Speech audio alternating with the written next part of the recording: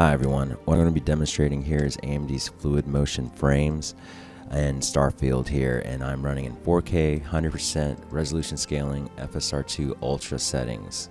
Now I do also have 8192K shadows and then a 4096K terrain shadows. You can turn on fluid motions by going into the AMD control panel and set it game specific. Just simply on off switch. Also enable anti-lag. Now, one of the big caveats of this is that when you move your mouse left to right, the frames drop.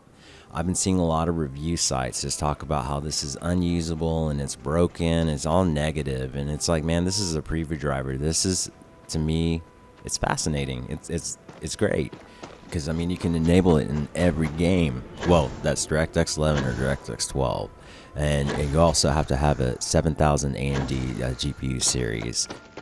And the other thing I noticed is it's like the YouTube influencers, they weren't even talking about that. They just solely focused on FSR3. And then I saw people in the comments being like, man, I wish it worked in Cyberpunk. And I was like, it does. And so since then, I've just been kind of making videos and posting it. But it seems like people have caught wind. I saw a video of Daniel Owens showing it as well. He was getting up to like 90-something frames with Cyberpunk. But really the area that he always does his benchmark in, it's in Phantom Liberty, and it's this area that's just unnecessarily like taxing, and it's definitely the place that you're going to get the lowest frames. But he was doing pretty good in that video, and I was able to get up to 100 frames. You know, I think 115 was the max that I actually saw in Cyberpunk with ray tracing on, but I have videos of that too. So, but yeah, this technology, it's not ready. You know, it, like I said, it's got its caveats. You move your mouse and then you see your frames drop. There's some screen tearing. AMD recommends that you actually run it on 120 hertz refresh rate monitor, and they also recommend that you set your frame limiter frames to half of what your refresh rate is. So this is it. I mean, as you can see, the image quality is pretty good. And there's the mouse caveat I was talking about. As you can see, the frames drop.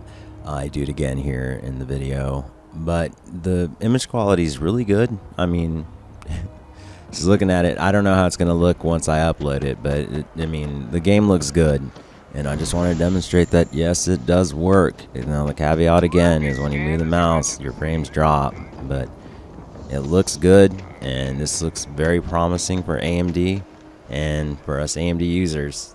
And I just had to demonstrate on how this actually does work, unlike a lot of the websites with all the negativity saying that this is dead on arrival, it's useless. I mean, literally when the frames drop like that, when I move the mouse, it's brief and I don't feel any kind of stuttering with it.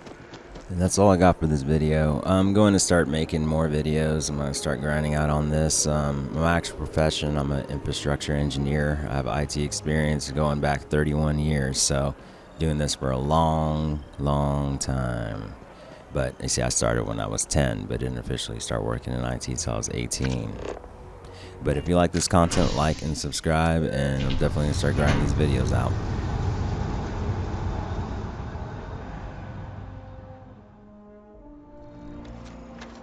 So much to see.